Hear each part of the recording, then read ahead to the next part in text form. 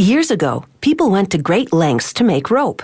They stretched yarn 200 to 300 meters, sometimes down alleys, and secured it on hooks. Then they turned wheels to rotate the hooks, twisting the yarn into rope. This technique was called a rope walk. Luckily today, we have machines to do all the legwork.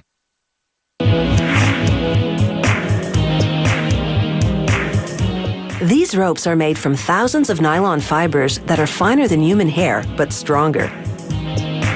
To make rope, yarns wind around aluminum cylinders, pulled by a turning spool down the line. Then, 3 at a time, the yarns roll over another spool that applies a protective coating of urethane.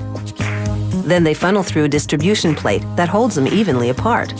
This ensures they're at an even tension, as a rocking spool twists them into one larger yarn.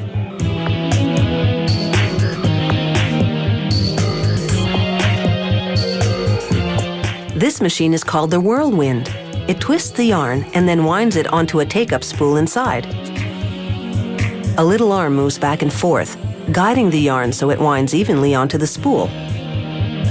This is core yarn, and it'll be used to make other rope. Now, dozens of spools of nylon fiber unwind at the same time to make jackets to protect the core yarns. The fibers travel several meters over a network of rollers that act as guides and control tension on each individual fiber. They pass through distribution plates, as turning bobbins below twist the fibers into yarn.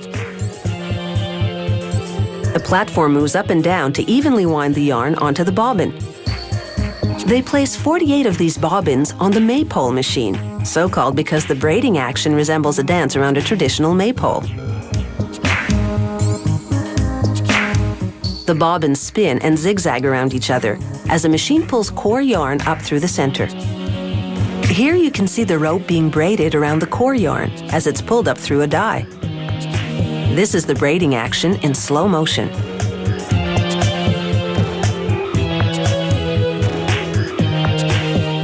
It produces a mountain climbing rope, strong yet stretchy because of the twist in the core of the rope. The rope winds onto the wheel as it pulls it upwards. Then it spills into a basket. A worker pulls out a sample rope to check its flexibility and strength. He bends it to make sure it'll knot easily. Now another maypole braider weaves a synthetic rope that's stronger than steel, yet lightweight and flexible. That's because the strands at the core are braided with a material called ultra-high molecular weight polyethylene. It's a high-performance thermoplastic. This rope will be used for advanced yachting. A pulley draws this high-tech rope through some metal pipes filled with steam. This shrinks the polyester jacket around the powerful core for a tight fit. These dancing bobbins do some fancy moves to produce different weaves around core ropes. They dip around and between each other in a choreographed sequence. But there are no worries about production hitting a snarl. If a yarn breaks, the machine simply shuts down. It takes 8 to 10 hours to make a bit more than 900 meters of this large utility rope.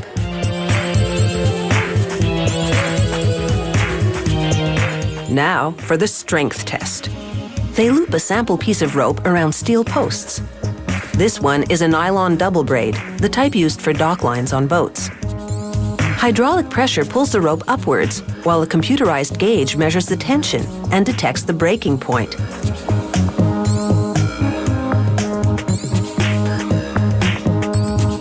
Over 9,000 kilograms. That's the weight of a killer whale. Needless to say, this twine is just fine. Now for another test. They insert a steel probe, known as a FID, into some industrial rope, then place the pointed end into a hole.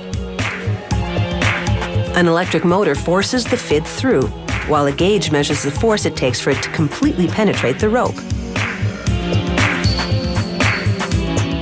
It took 4.5 kilograms of pressure to push the probe through the rope, which means this rope is firm yet flexible.